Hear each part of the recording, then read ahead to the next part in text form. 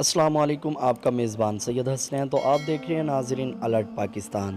تو جیسا کہ ناظرین آپ جانتے ہیں کشمیر میں الیکشن ہونے جا رہے ہیں 25 جولائی کو انشاءاللہ عز و جل۔ نون لیگ، پی ٹی آئی اور جتنی سیاسی جماعتیں ہیں سب کی تابوت میں کیل ٹھوکا جائے گا انشاءاللہ۔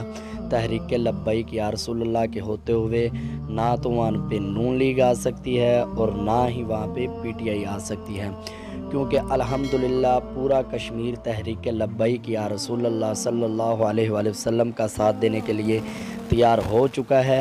یہ نون لیگ والے اور پی ٹی آئی والے، عمران خان صاحب جلسہ کیا اور مریم نواز نے بھی جلسہ کیا۔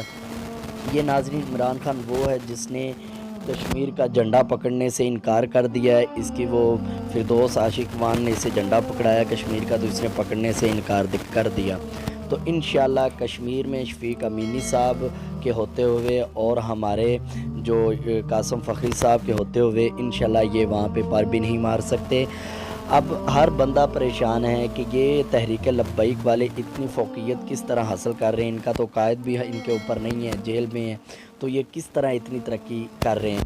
تو آپ کو میں بتاتا چلوں، الحمدللہ دین اپنی خود پاور رکھتا ہے، دین اپنے بلبوتے پہ کھڑا ہو رہا ہے۔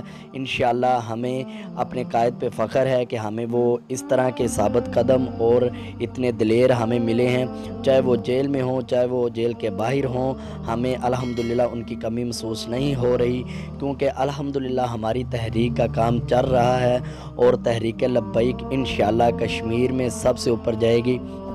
اور جس طرح آپ نے دیکھا بھی ہے قاسم فخری صاحب نے پچھلے دنوں جلسہ کیا تو ماشاءاللہ کافی ہجوم تھا۔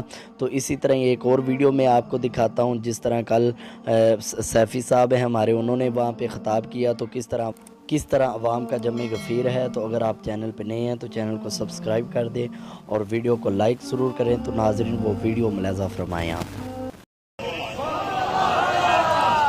میں اور کسی دا نہیں ہونا، مینوں تیرے ہون دا چا بابا،